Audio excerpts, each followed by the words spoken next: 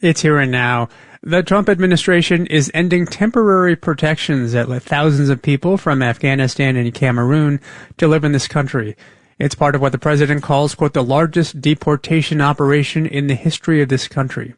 The Afghans and Cameroonians are on track to be deported in May and June. Here to discuss the implications is Krish O'Mara Vignarajah. She is president of Global Refuge, a nonprofit representing refugees and migrants in this country. Krish, good to have you back. Really appreciate the opportunity. So at issue is what's called temporary protected status by law. It's meant to protect migrants who cannot safely go back to their home countries because of war, because of natural disasters. The ending of this TPS for Afghans and Cameroonians means many may have to leave as early as May. What does that mean for them? Yeah, so I think just a quick primer on what temporary protected status is and isn't. TPS is not a pathway for people currently abroad to come here to the U.S. It's a legal status that allows people who were already here by a cutoff date to live and work without fear of being deported.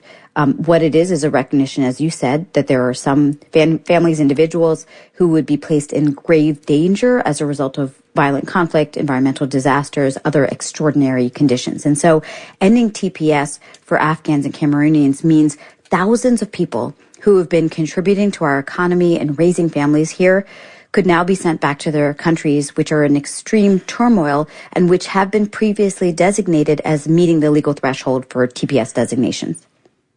Now, many of the Afghans at risk for deportation here are those who helped the U.S. government, the U.S. military during the war in Afghanistan. They're likely targets of the Taliban.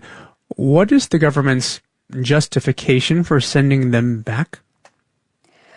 Candidly, it's unclear because there had been a process to detail the extreme and dangerous circumstances on the ground. The State Department had previously noted food insecurity, economic collapse, human rights abuses, and retribution against those who were perceived to oppose the Taliban. And so, the reason why many of the TPS holders who are here in the U.S. received that was because they were working alongside our U.S. troops, our government officials during the war. And so without any real change in circumstances, we are seeing a change in U.S. policy.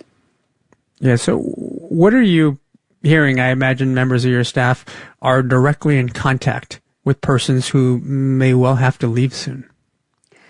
Yeah, there's extreme fear. There's extreme confusion, for those coming from Cameroon. They're obviously gravely concerned about armed separatists, Cameroonian security forces who have undertaken widespread atrocities, thousands of deaths.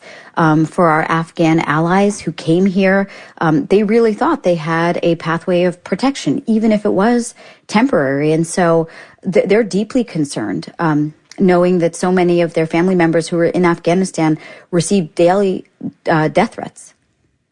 All right, we've been talking to Krish O'Mara Vignarajah, president of Global Refuge. Krish, thank you as always. Thanks again. You're listening to Here and Now.